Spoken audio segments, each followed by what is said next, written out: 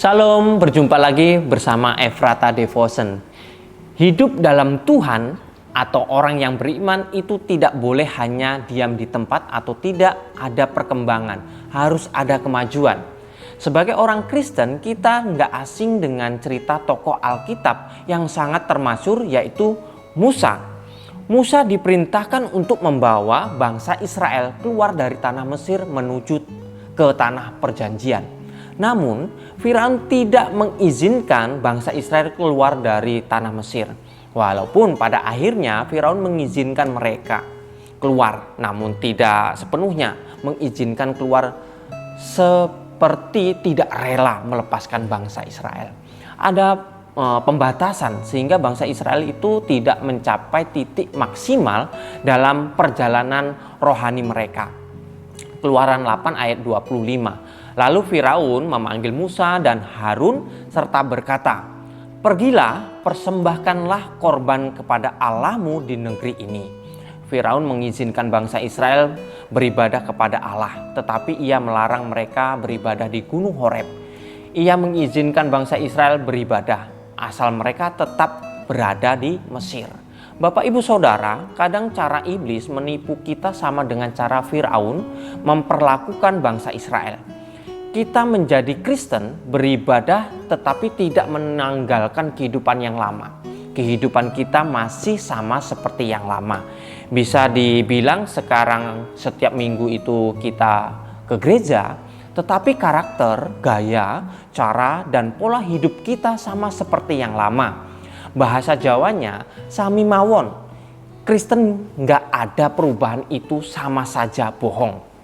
Mari Bapak Ibu Saudara, kita menjadi orang Kristen yang melangkah maju dalam kerohanian, meninggalkan semua perbuatan lama kita. Contohnya perjudian, perzinahan, penyembahan berhala, apapun bentuknya.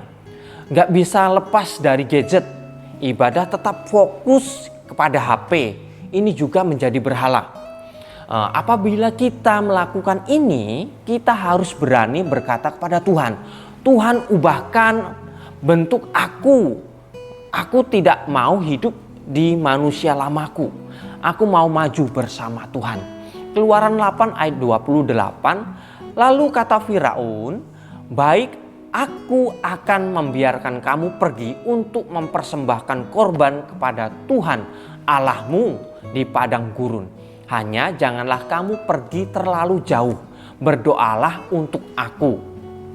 Maksud ayat ini jelas, jika iblis tidak dapat menahan kita sehingga kita berhasil menanggalkan kehidupan lama kita, ia berkata, "Oke, kamu boleh pergi dari aku, tetapi jangan terlalu jauh." Iblis juga bisa mengintimidasi kita dan mempengaruhi pikiran kita dan berkata, "Jadi orang Kristen boleh, asal jangan terlalu munafik." Tetapi hatinya munafik. Tidak terlalu rajin ke gereja, tidak perlu rajin pelayanan, tidak perlu rajin berdoa atau membaca Alkitab. Kata-kata mutiaranya yang sering kita dengar, "Yang penting hidupku baik."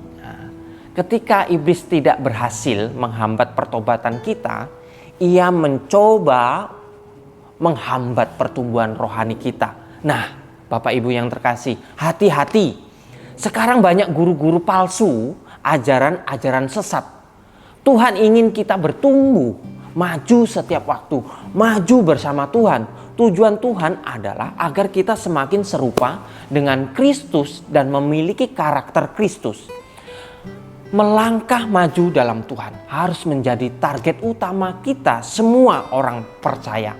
Untuk mencapai kemajuan dalam Tuhan, kita harus melangkah maju dan bertobat, menanggalkan kehidupan lama kita, dan menunjukkan bahwa kita sedang bertumbuh dalam Tuhan. Amin. Mari kita berdoa. Tuhan, kami bersyukur untuk hari ini diingatkan firman-Mu bahwa kami harus maju bersama Tuhan supaya kami bertumbuh di dalam iman kami, menjadi orang yang berdampak di lingkungan kami. Terima kasih Bapa, kami serahkan ke dalam tangan-Mu, di dalam nama Tuhan Yesus kami telah berdoa. Amin.